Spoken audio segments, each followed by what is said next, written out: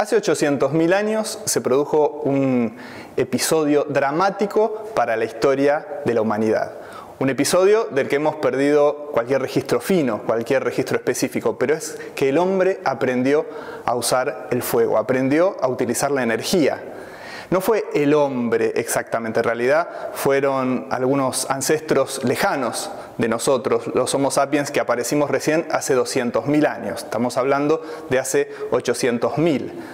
En ese momento, la historia de lo que iba a ser luego la humanidad iba a cambiar para siempre. En este módulo vamos a reflexionar sobre los impactos de ese descubrimiento, sobre los impactos del uso de la energía 800.000 años después de ese descubrimiento. Vamos a pensar en algunas cuestiones que tienen que ver con cómo obtenemos la energía, qué fuentes de energía utilizamos. Y vamos finalmente a cruzar los objetivos de desarrollo sostenible que han propuesto las Naciones Unidas y a los cuales nuestro país ha adherido para el año 2030 y su relación con la energía. Como les decía, fue hace 800.000 años cuando un ancestro de nosotros, el Homo erectus, que vivió desde hace casi 2 millones de años hasta hace unos 70.000 años, que dominó territorios en Asia, África y Europa, aprendió a utilizar el fuego. Pensemos un minuto cuántas cosas habrán cambiado en estos grupos de Homo erectus en el momento que aprendieron a utilizar el fuego. Pensemos, por ejemplo, que aprendieron a cocinar los alimentos y entonces esos alimentos se volvieron más seguros y eso repercutió en que se extendió la esperanza de vida. Pensemos que seguramente aprendieron a defenderse mucho mejor de depredadores que representarían enormes peligros para ellos. Pensemos que con toda certeza empezaron a habitar zonas antes inhabitables, a aclimatar, por ejemplo, sus cuevas, sus cavernas, gracias al fuego. Nos gusta pensar también que cuando uno enciende un fuego, una fogata, y las personas se sientan a su alrededor, empiezan a intercambiar información, empiezan a intercambiar ideas, informaciones que a veces hablan de una identidad común, ¿no es cierto?, la cultura. Nos gusta pensar que también con el uso de la energía, con el aprendizaje del uso del fuego y de la energía, seguramente también comenzó a desarrollarse la cultura. Estos impactos, como vemos, son múltiples. Hubo impactos seguramente sociales. Imaginemos simplemente el grupo que podía usar la energía, el fuego, frente a grupos que todavía no podrían utilizarlo. Esto nos habla de impactos sociales. Pensemos dentro de estos grupos los personajes que podrían utilizar la energía frente a aquellos que no podrían o no sabrían cómo utilizarla. Esto significa impactos políticos, quizás fueron alguna clase de sacerdote o de líder. Pensemos también en aquellas economías rudimentarias. Bueno, ¿cuántos cambios trajo aparejado el uso del fuego, el uso de la energía? Y esto nos habla de impactos económicos. Por supuesto hubo impactos ambientales, había que quemar madera, leña. Pensemos también que esos impactos no tenían escala global porque estos grupos eran realmente grupos muy pequeños y grupos muy dispersos. Entonces, si bien esos impactos eran importantes para ellos en distintos planos, como vimos, económicos, sociales, políticos, ambientales, no tenían verdadera escala global. Pero, pasados 800.000 años, lo que tenemos hoy es una sociedad de 7.500 millones de habitantes alrededor del mundo, absolutamente atravesada por la energía. Tenemos sí que tener en cuenta que alrededor de 1.000 a 1.500 millones de habitantes hoy todavía no tienen acceso a formas modernas de energía. Pero sí tienen acceso a la energía porque al fin del día, aunque yo no cuente con gas natural o con electricidad, bueno, de alguna forma tengo que cocinar, de alguna forma tengo que calentar agua, aclimatarme, quizás termine quemando leña. Pero son entre 1.000 y 1.500 millones de personas, el resto sí tiene acceso a formas de energía modernas, como el gas o la electricidad. Si pensamos un solo minuto, vivimos atravesados por la energía durante las 24 horas. es muy difícil imaginar un momento de esas 24 horas que no estemos utilizando energía. Por ejemplo, cuando estamos durmiendo posiblemente tengamos encendida la estufa o el aire acondicionado o estemos cargando un teléfono celular. Ni hablar cuando estamos despiertos, nos transportamos, utilizamos la luz, la electricidad, nos bañamos, cocinamos. Entonces la energía nos ha moldeado, la energía, la disponibilidad de energía nos ha permitido hoy ser seguramente más de 7.000 millones de habitantes. Pero esto significa también que aquellos impactos que empezamos a vislumbrar con el Homo erectus hace 800.000 años, hoy empiezan a adquirir escala global. Los impactos positivos y también algunos impactos negativos. El cambio climático, del que tanto se habla en estos días, es uno de los posibles impactos negativos que tiene que ver con el uso de la energía y por supuesto tiene escala global. Entonces nuestro desafío hoy, y esto permítanme, es una reflexión que tenemos que hacer, es cómo disfrutar, cómo seguir disfrutando de los beneficios de la energía, cómo proveer de energía a la humanidad. Una provisión cada año más demandante, la población crece, crecen las tecnologías, crece la demanda energética, potenciando aquellos impactos que son positivos y morigerando, disminuyendo, mitigando aquellos aspectos que son negativos. Ese es nuestro gran desafío.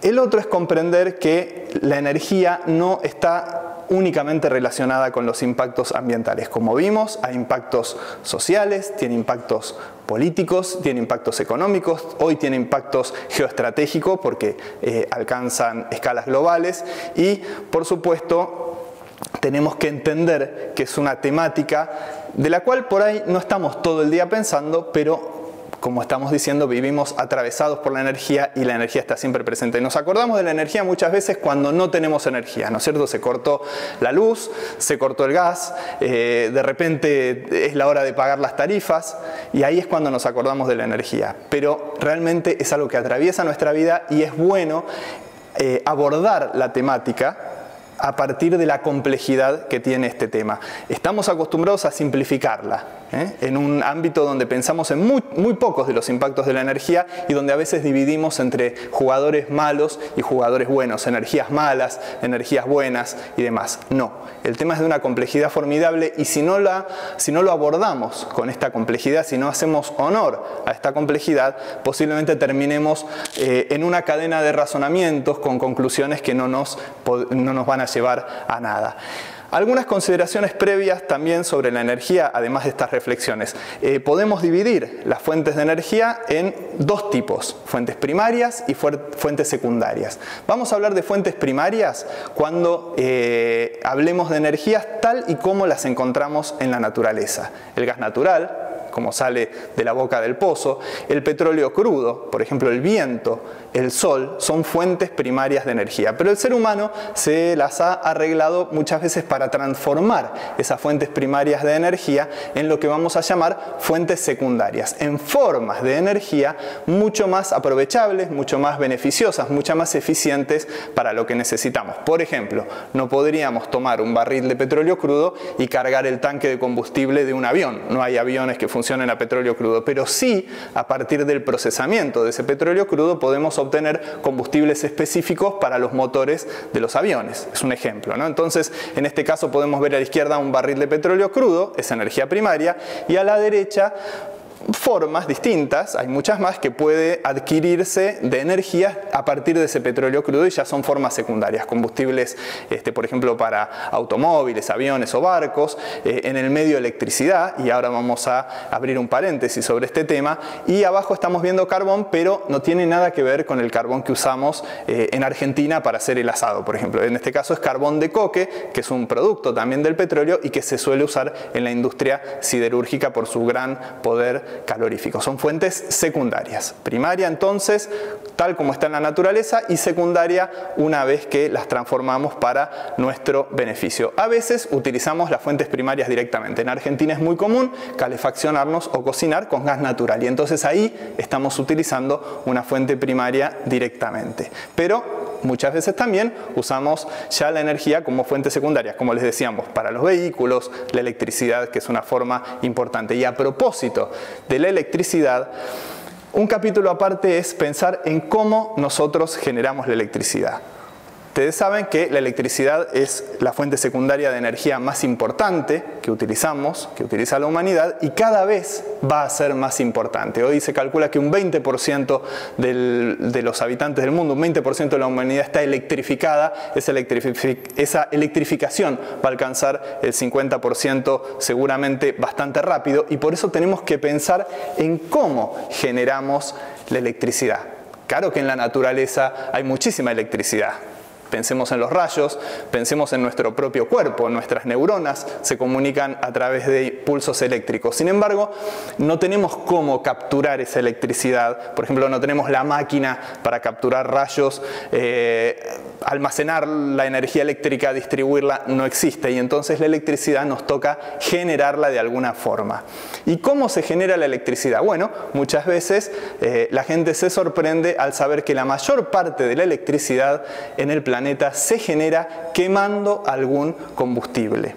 Por ejemplo, gas, por ejemplo, algún derivado del petróleo, como podría ser el gasoil, o carbón mineral. Otra vez, no el carbón que en Argentina estamos acostumbrados a ver, que es el que utilizamos para hacer, por ejemplo, un asado, sino carbón mineral. El que usamos para el asado es leña a medio quemar, carbón vegetal, ¿no es cierto? Sería biomasa. Estamos hablando de carbón mineral, que en Argentina es un recurso que prácticamente no utilizamos. Pero entonces vamos a quemar alguno de estos combustibles fósiles, y con los gases calientes producto de esa combustión vamos a mover una turbina que a la vez va a mover un generador eléctrico, va a hacer funcionar un generador eléctrico, y vamos a producir electricidad. En lo que llamamos centrales de ciclo combinado, el ejemplo que están viendo ustedes en la lámina, hay una segunda instancia. Nosotros quemamos un combustible fósil, supongamos gas natural, con los gases calientes, producto de esa combustión, movemos la turbina que hace funcionar el generador eléctrico, pero los gases calientes luego los recuperamos, no los dejamos escapar a la atmósfera, sino que los utilizamos para calentar agua, generar vapor a gran temperatura y mover una segunda turbina, y entonces un segundo generador eléctrico. Por supuesto, es una forma mucho más eficiente de producir electricidad que si tengo una central, por ejemplo, de ciclo abierto, donde solo utilizo los gases para mover una única turbina y esos gases se pierden en la atmósfera. En este caso recupero esos gases que están calientes y que ya movieron una primera turbina, producto de la combustión, y voy a calentar vapor para mover una segunda turbina. Es lo que llamo una central de ciclo combinado. Pero lo importante, ¿sí?, de este gráfico es entender esto, que la gran mayoría de la electricidad, cerca de un 70% de la electricidad del planeta, se genera quemando algún combustible fósil. Entonces, si decimos que los combustibles fósiles impactan, por ejemplo, en la atmósfera porque emiten gases de efecto invernadero, tengo que entender que no siempre algo eléctrico es algo absolutamente liberado o limpio de impactos. Si yo tengo un automóvil eléctrico que por supuesto es sumamente silencioso y que no emite gases de efecto invernadero mientras funciona su motor, como si un auto de motor de combustión interna, tengo que ver primero cómo se generó esa electricidad, porque si la electricidad se generó quemando, por ejemplo, carbón mineral, entonces ese auto sí tiene una huella de carbono cuando está funcionando. No es absolutamente limpio ese motor eléctrico. Esa electricidad se generó a través de un combustible que emite gases de efecto invernadero. Este es un concepto muy importante, entender cómo se genera la electricidad, porque como les digo, la electricidad es el combustible, es la energía secundaria más importante del planeta, y el mundo se está electrificando cada vez más. Vamos a hacer entonces un repaso por las fuentes de energía. Cuando nosotros, hace 800.000 años, no nosotros, nuestros ancestros, buscaban energía, lo hacían en la naturaleza, ¿no es cierto? Aprendieron a encender el fuego, buscaban la leña en la naturaleza y a partir de ahí obtenían fuego, obtenían energía. 800.000 años después sabemos obtener energía a partir de otras fuentes, pero siempre vamos a pedirle la energía a la naturaleza, y por eso siempre que utilicemos energía vamos a estar generando impactos en la naturaleza, y me refiero a los combustibles fósiles porque los quemamos, o me refiero al sol y al viento si producimos energía a partir del sol y el viento, o de la fuerza de los ríos, o del calor interno de la tierra. La energía está en la naturaleza, por lo tanto cada vez que usamos energía es a la naturaleza a la que vamos a pedírsela, y entonces siempre de alguna u otra forma y de distintas maneras vamos a generar algún tipo de impacto. Vamos a empezar entonces por los distintos tipos de fuentes energéticas que conocemos hoy, en el siglo XXI, que utilizamos hoy, y vamos a empezar por las que llamamos no renovables. ¿Por qué no renovables? Porque se considera que hay una cantidad finita, una cantidad limitada. Estamos hablando del carbón mineral, del petróleo y del gas natural, que son los combustibles fósiles, y también de lo que llamamos energía nuclear, que se basa en la fisión, o sea, en la división, en la ruptura de los átomos de uranio, que también tienen una cantidad limitada. Es cierto que son tremendamente abundantes, que se siguen generando, pero no al ritmo que las estamos consumiendo. Entonces se considera que, bien, en algún momento podrían agotarse. Empecemos por el carbón y vamos a ver qué complejidad tiene este tema. Como decíamos al principio, el carbón mineral es el combustible fósil ícono de la revolución industrial, ¿no es cierto? Que a partir del siglo XVII, de los siglos XVII y XVIII, la revolución industrial, la máquina de vapor, se va a dar a partir de la posibilidad de quemar carbón mineral. Pero el carbón mineral impacta muchísimo en la atmósfera porque es el combustible fósil que más gases de efecto invernadero emite de todos. Hollín, gases de efecto invernadero y demás. En ese aspecto podríamos decir que el carbón mineral es una mala fuente energética. Sin embargo, tenemos que considerar que es sumamente eficiente, tiene un gran poder calórico, es sumamente abundante. Argentina no tiene importantes yacimientos de carbón, pero gran parte de los países del mundo sí los tienen, sigue siendo aún muy abundante, es bastante económico. Tiene una tecnología muy sencilla, no se necesita dominar grandes tecnologías para generar electricidad a partir de la quema de carbón, y por lo tanto eso hace que todavía en pleno siglo XXI este combustible ícono de la revolución industrial siga siendo muy utilizado. Ahora, si nosotros abordamos el tema de una forma binaria, que es la forma en la que estamos acostumbrados, nos tendríamos que preguntar si el carbón es bueno o es malo. Y entonces uno podría decir es malo porque impacta mucho en la atmósfera, pero es bueno porque si es económico, más gente va a tener la posibilidad de acceder a la energía y va a abaratar los costos de las economías, y aparte es abundante, y entonces nos encontramos en un brete, ¿no? ¿Es bueno o es malo el carbón? Y acá nosotros no tenemos la respuesta, depende desde dónde lo veamos, y por supuesto, ¿de qué nos habla todo esto? De la complejidad que tiene este problema.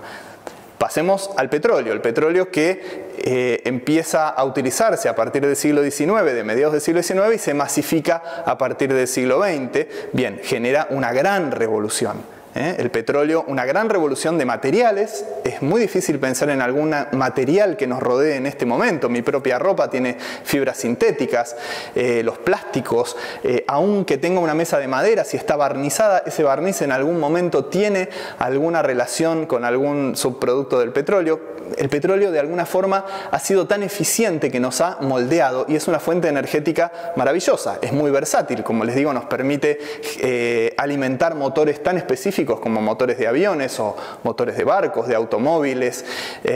Entonces, el petróleo de alguna manera, insisto, nos ha moldeado como sociedad y por eso es tan complejo o tan difícil pensar en reducir nuestra dependencia del petróleo. El transporte básicamente es lo que hoy, el transporte mundial es lo que hoy mueve el petróleo.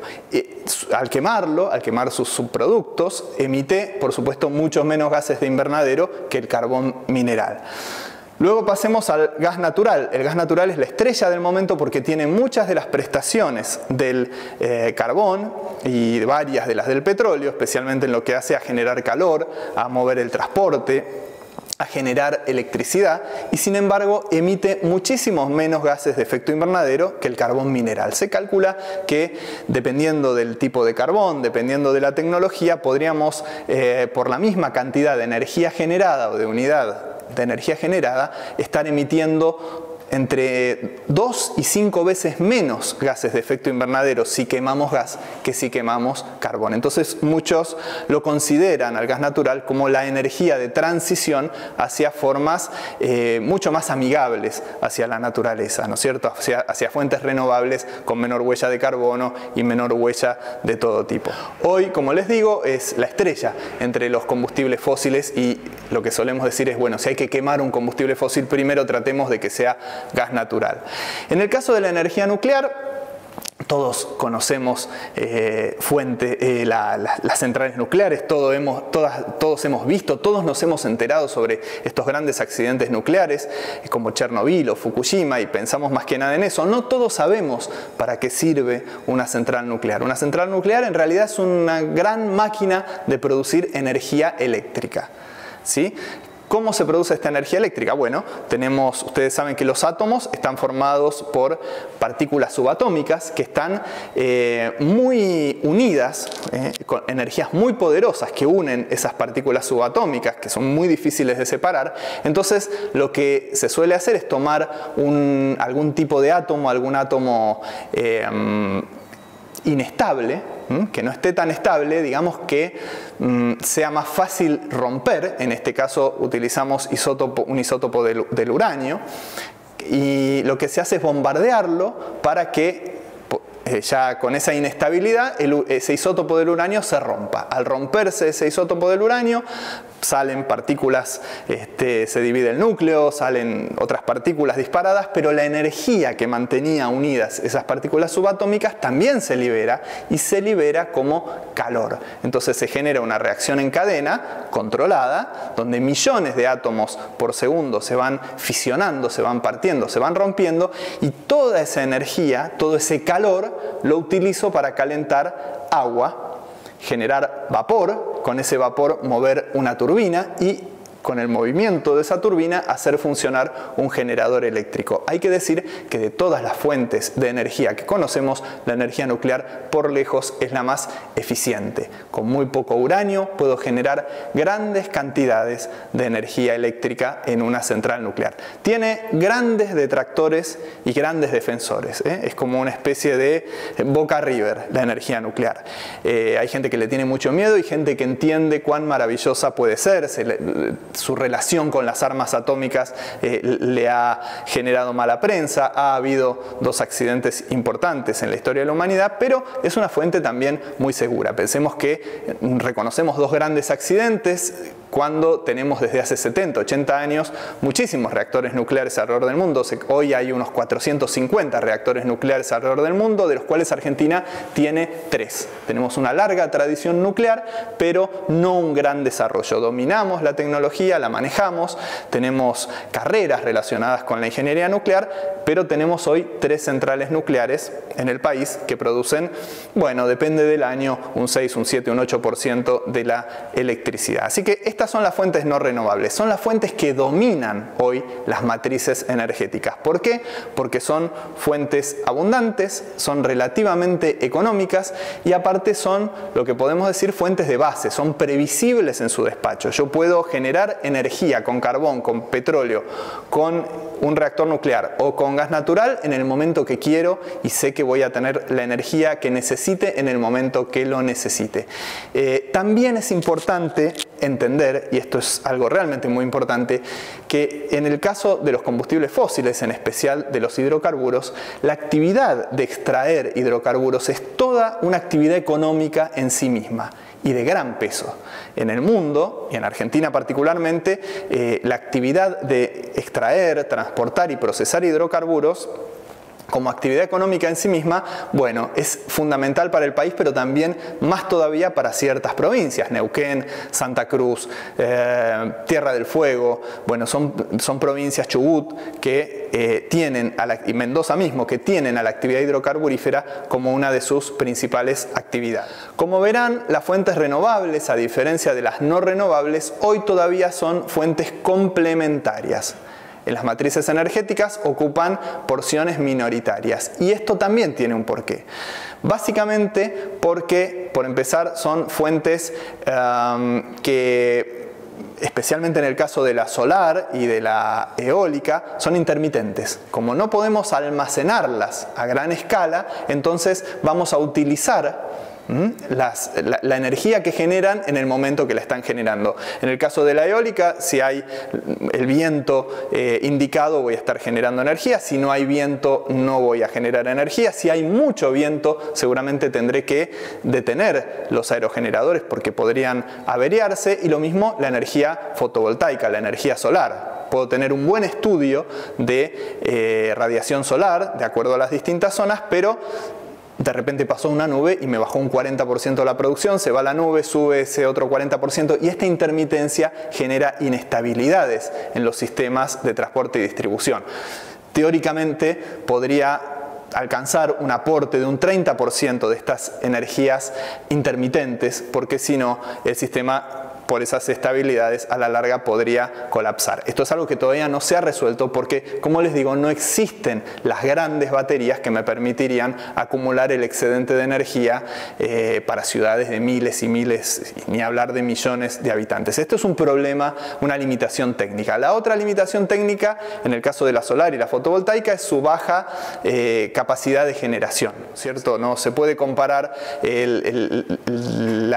digamos, el desarrollo que tracciona en cuanto a bienes y servicios una industria como la de los hidrocarburos, por ejemplo, que una industria como la de los parques eólicos o la de los paneles fotovoltaicos. Y luego también hay que pensar que si bien producir electricidad a partir del sol y del viento con estos dispositivos no emiten gases de efecto invernadero, como cuando quemo, por ejemplo, hidrocarburos o carbón mineral, bien, son energías que a la larga no son inocuas. ¿Por qué? Porque su fabricación actualmente en el mundo suele provenir de países que tienen gran cantidad de carbón en sus matrices energéticas. Por lo tanto, tiene una huella de carbono importante fabricar paneles solares o aerogeneradores. Y además porque si yo basara mi matriz energética en este tipo de fuentes, necesitaría que los servicios en el mundo fuesen absolutamente eléctricos. Todos los automóviles eléctricos, los servicios en nuestras casas, la calefacción, la cocina fuesen absolutamente eléctricos, y esto demandaría, por ejemplo, una cantidad de cobre, una producción de cobre, y que es minería, por supuesto no renovable, una actividad extractivista, y los dispositivos también requieren de lo que llamamos minerales críticos, tierras raras, litio para las baterías, que fomentarían actividades como la minería. ¿Son malas entonces las fuentes renovables? En absoluto. Son buenas. Argentina tiene algunos de los mejores recursos renovables del mundo, los vientos de la Patagonia, la radiación solar de la cordillera, pero lo que es un error es, una vez más, tomar este tema como algo simple, abordarlo desde un lugar binario, simple, de buenos y malos, y pensar que hay algo muy malo y que hay algo muy bueno. Son fuentes que podemos aprovechar, que tenemos que aprovechar, pero sabiendo que también tienen sus impactos ambientales. Ni hablar, por ejemplo, si les hablo de la energía hidráulica, las grandes represas, ¿no es cierto? Allí lo que utilizo es la fuerza de los ríos para mover, la fuerza del agua para mover una turbina y hacer funcionar un generador eléctrico. Imagínense, claro, no emito gases de efecto invernadero cuando genero electricidad, pero sí ponerle un paredón a un río. Imagínense los efectos ecológicos dramáticos que tiene para ese río. En algunos casos tiene efectos beneficiosos. Por ejemplo, las grandes represas generan grandes lagos artificiales que algunas localidades los aprovechan para emprendimientos turísticos. Por ejemplo, es común ir a provincias como Córdoba o Mendoza y hacer deportes náuticos. ¿Por qué? Porque tienen grandes lagos producto de estos grandes emprendimientos de energía hidroeléctrica. Finalmente, cuando hablemos de biomasa, vamos a hablar de dos cosas. Por un lado, de algunos proyectos muy modernos. Por ejemplo, quemar restos de cultivos y con ese calor generar energía eléctrica. En Argentina hay casos concretos. Por ejemplo, en la zona de Libertador General San Martín, en Jujuy, hay plantas que queman los restos de la caña de azúcar y se genera electricidad. En los países nórdicos se queman PETs de madera, incluso basura, residuos orgánicos para generar electricidad. Pero cuando hagamos mención a la biomasa, vamos a hablar más que nada de aquellos 1.500 millones de habitantes que hoy no tienen acceso a formas modernas de energía y que al final del día, y bueno, tienen que quemar de repente leña, ¿no es cierto? Es la pobreza, que implica una calidad de vida inferior a quien sí tiene acceso a la energía, pero también un problema para el medio ambiente, porque esto significa emisión descontrolada de gases de efecto invernadero y muchas veces depredación de bosques naturales. Hay ejemplos de eso y lo vamos a ver. Quiere decir que la pobreza también tiene efectos dramáticos, no solo para la calidad de vida de las personas, sino para el medio ambiente. Por último, vamos a dedicarle un capítulo a la sustentabilidad y la energía. Hoy se habla mucho de sustentabilidad, todo parece que tiene que ser sustentable y la producción de energía y el consumo de energía también tiene que serlo. ¿Cómo se aborda esto? Bueno, hace unos pocos años, en 2015, las Naciones Unidas, los miembros de las Naciones Unidas, 193 países, prácticamente el conjunto de los países del mundo y entre ellos la Argentina, se propusieron 17 objetivos de desarrollo sostenible en lo que se llama la Agenda 2030 o la Agenda 2030 de Naciones Unidas, que son un poco derivados de los objetivos del milenio que Naciones Unidas se habían propuesto al comienzo del milenio en el año 2000. Estos 17 objetivos nos hablan de todo tipo de cuestiones que tiene que resolver la humanidad: la pobreza, la educación de calidad, el trabajo decente, etcétera, etcétera. Hay uno en especial, que es el número 7, que es el objetivo relacionado con la energía. Dice que el objetivo, en este caso, es energía asequible, es decir, accesible y no contaminante para toda la humanidad. Sin embargo, nosotros sabemos que los 17 objetivos de desarrollo sostenible de alguna forma están relacionados con, por ejemplo, la producción de energía y, por ejemplo, la producción de hidrocarburos. La industria de los hidrocarburos, a través del Instituto Argentino del Petróleo y del Gas, hizo un ejercicio recientemente para jerarquizar, para identificar aquellos objetivos de desarrollo sostenible en donde la industria de los hidrocarburos genera mayores impactos positivos y en algunos casos también negativos, y una serie de metas para alcanzar un aporte a esos objetivos de desarrollo sostenible que le sirva a la humanidad, ¿no es cierto? Entonces nosotros identificamos esos objetivos en los que se impacta positivamente, algunos en los que el impacto no es tan positivo o directamente puede llegar a ser negativo. Identificamos o pensamos en cuál sería el ideal, cómo nos gustaría impactar respecto de esos 17 objetivos, y entonces luego desarrollamos una hoja de ruta con sus metas para alcanzar ese ideal. Simplemente a modo de anécdota, comentarles que los objetivos que la industria de los hidrocarburos identificó como prioritarios son el objetivo número 5, que es el de igualdad de género, el objetivo número 6, que tiene que ver con el cuidado del agua, el 7, por supuesto, que es el de la generación de energía, el 8, el 12 y el 13, y objetivos transversales que son el 16 y el 17, que tiene que ver con el fortalecimiento institucional. De ahí nuestra hoja de ruta, que ustedes pueden ver en la pantalla, la portada a la derecha, que desarrollamos y que por supuesto está disponible en la web.